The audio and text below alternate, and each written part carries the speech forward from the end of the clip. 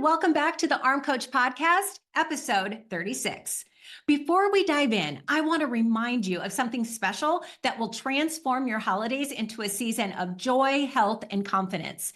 As we all know, the holiday season can be a whirlwind of festive treats and gatherings. But guess what? You can still enjoy all the fun without losing sight of your fitness goals.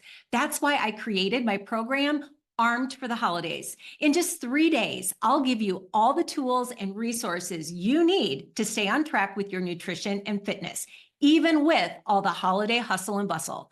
Whether you're in your 40s, 50s, 60s, or beyond, this program is designed just for you to help you feel empowered instead of burnt out and overwhelmed this holiday season. If this sounds like you can grab the program at a super discounted price in the podcast description of this episode. So today we're going to talk about this. How do you know when to absolutely keep your promise to yourself and when to negotiate a new one, especially when it comes to exercise and your eating? So first, let's discuss what the true issue is and how it might show up in your life. Well, you start off with a promise to yourself, and that promise, it has to be the most important thing. It needs to start with a true commitment. That commitment may be to eat a certain way, to take good care of yourself by lifting weights. Maybe it's to get enough sleep every night. Maybe it's to take a 10-minute walk at lunchtime or in the evening. All things that sound totally reasonable, right? They're reasonable in the light of day when you're not under the gun of making a big decision. And you probably won't be surprised to learn that the more you keep commitments to yourself, the higher your self-esteem. You say you'll do something, and when you follow through, you feel good. You feel proud, and you're reinforcing your relationship with yourself. But things don't always go as planned. You may not feel like doing what you said you were going to do when you made that promise to yourself. Life is a series of negotiations. We negotiate whether to buy something or whether to save the money, whether to spend recklessly or whether to be careful, whether to stay or leave a relationship, whether to keep a job or walk out and get something different, how to parent a child, how to handle a few important relationships. These are all negotiations that we work through all the time. And also, particularly with yourself, there are also lots of things that we constantly decide and negotiate. How you eat, how you exercise, how you live, and even how you think and feel. So when you make a promise, you're paving the way that you want to behave, what you want to do, what you want to accomplish. So this promise that you're making is pretty important. You might say that if this happens, then I will do that. If this, then that. Often you may make promises to yourself, but don't always keep them. You may try to say to yourself, I'm going to eat this and not that. You're going to eat when you're hungry, but you're not going to eat when you're not hungry. You may aim for this internal balance between what you want and what you promised yourself you'll do, between what opportunities present themselves to you. So you're faced with a constant series of choices. And when you make those choices, you want to keep in mind what you promised yourself you would do. It may be something like you're trying to change, making healthier choices in what you eat. Or it may be something that you're trying to not do, like not continue eating when you're no longer physically hungry. All these choices feel like this kind of inner tug of war, and you may constantly feel torn in several directions. This is common. And so the question comes up, do you negotiate? Well, sometimes you do. You don't want to operate from a place that is etched in stone. You do want to live your life with some flexibility. And sometimes the best choice to make is just not the most obvious choice. It always helps to look at the big picture. And the big picture includes things like, what do you really want? And why do you really want it? Knowing these things will help you decide whether to stick to your plan or jump into that negotiation room with yourself. So it helps to think about what to consider when these situations come up, and you need to decide, Do I stick to my plan or do I start bending my own rules? I mean, let's say you're going to a party. You've been sticking to your eating plan. Do you continue to stick to it or do you ditch it and say, what the heck? I'm sure you can build a case for both sides, but you might ask yourself, will being flexible in this case help you to not fail? If you eat what you want, but you control the amount, will that prevent you from just diving in and eating until you're uncomfortable? Maybe. Will being flexible still keep you on the road toward what you want? And even if this is true, just how flexible can you be? How much can you bend your plan? Linda Spangle wrote a good book called Life is Hard, Food is Easy, and she created a great way of explaining how to look at your weight loss journey that I use with my clients quite frequently. She talks about the road that we're on and that we want to eat differently and bend our promise, right? Bend our rules and treat ourselves differently, that we're still on the road. But sometimes we make the road wider. And sometimes when we're really following all of our rules, we make that road more on the narrow side. But the important thing to visualize about this road is whether it's wider or narrower, we are always on it. We are never off it. Sometimes we do change our mind and we do adapt our promise to ourselves, but we're always on that road. You never truly get off. So you have a plan. You have like a soft structure around the plan, and then an opportunity comes up to deviate, to make that road wider. Do you go for it? Or do you push yourself to stick to the narrower road? Here's what you need to know to decide. Should you ditch your plan and do whatever you want in the moment? You need to think about how much you really want what you really want. This is where you need to focus. In the moment, the pull of the food is going to temporarily seem more important.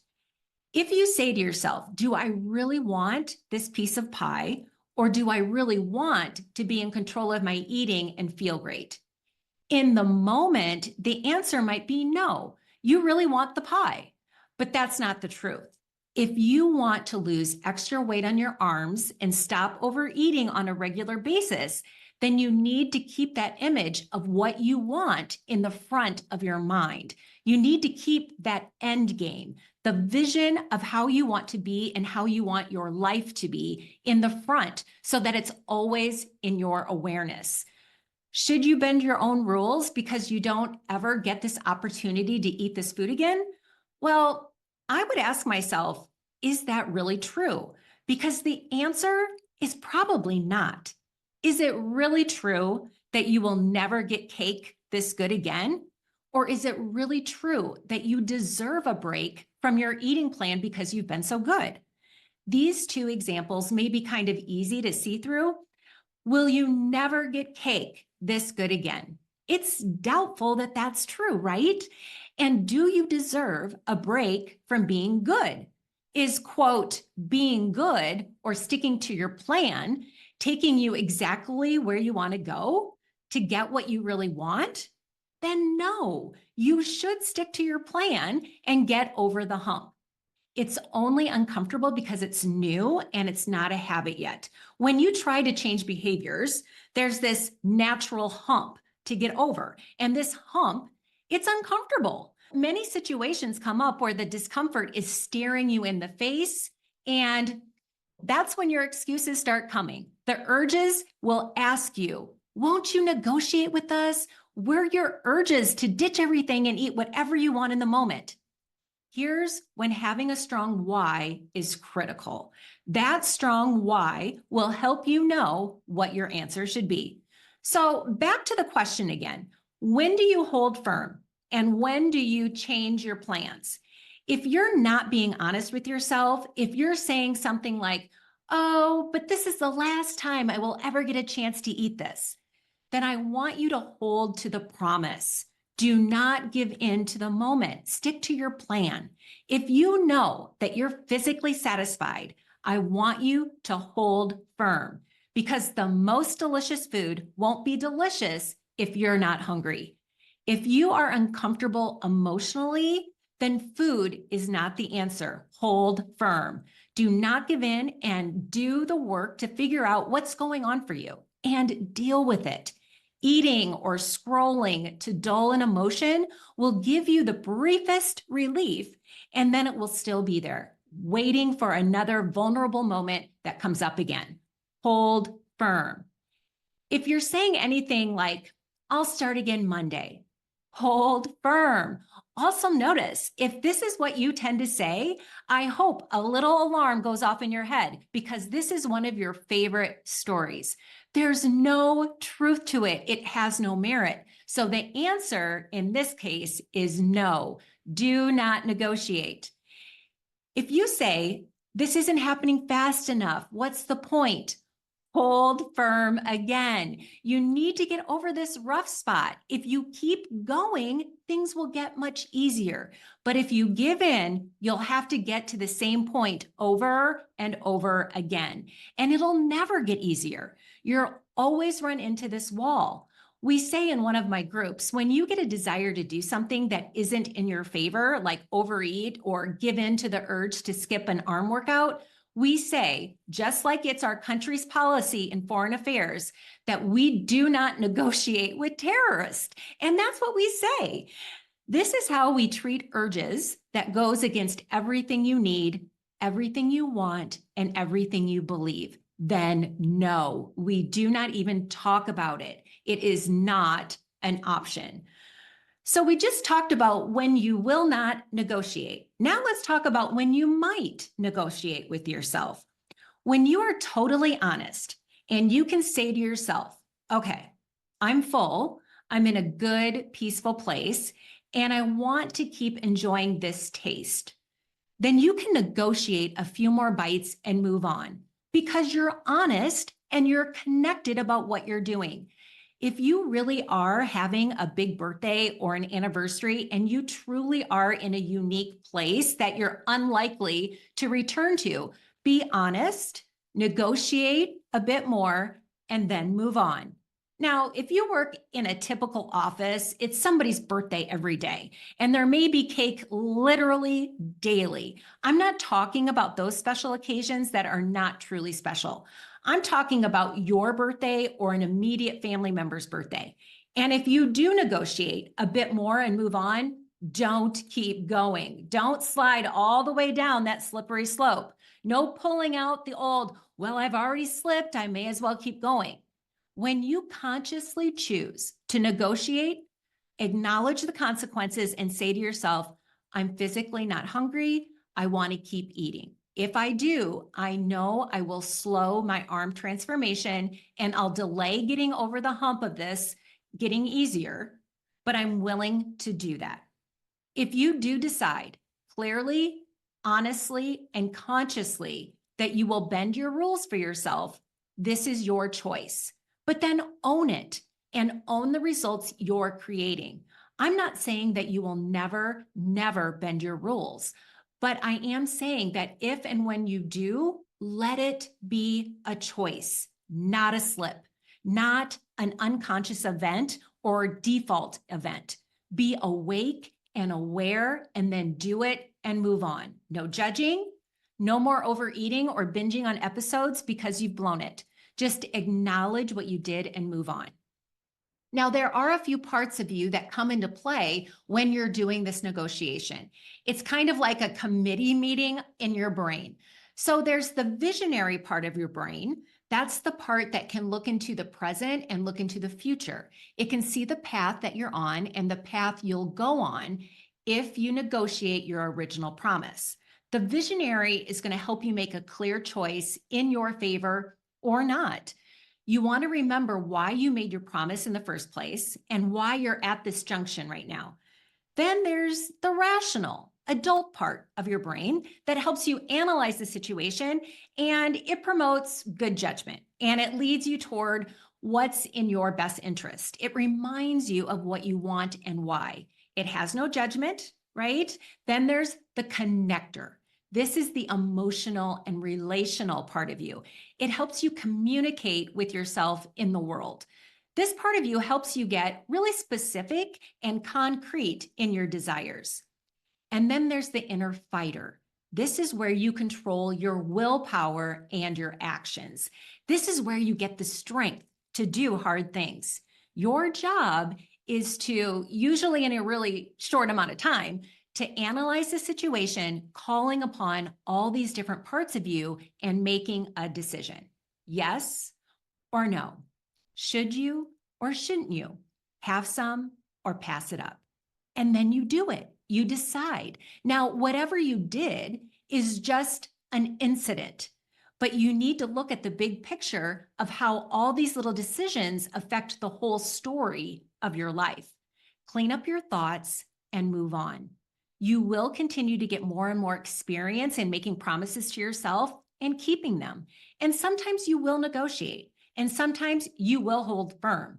And every time you will learn something about you, about your dream. So remember, in a previous episode, you were going to aim for better, not perfect. Every decision made consciously is better than those old ones where you just slipped into it with no thought. Make your plans, make your promises, and if you're tempted to cave, just check whether it's smart or not. And make sure the visionary, the rational part of you, the connector, and the fighter are all consulted. That way, you'll be sure to make the best decision possible. It would be nice if there were an absolute answer to this question, right? Should you ever negotiate? No, never. It's tempting to be that definite. And in the beginning of a arm transformation journey, you may believe that you can be that black and white, but it's not realistic. You know this will come up and you're going to be able to make the case for both sides, but do it smartly and then get right back on plan with no beatings, no recriminations. When things quiet down, then take an analytical look at what happened and learn and move on. Now, that's it for this coaching session on this subject today. Stay focused on making your decisions from a smart place and deciding when to hold firm and when to negotiate with yourself. See you all next week. Hey, before you go, if this episode or any of the other episodes on this podcast have helped you in any way, please leave a 5-star rating and review.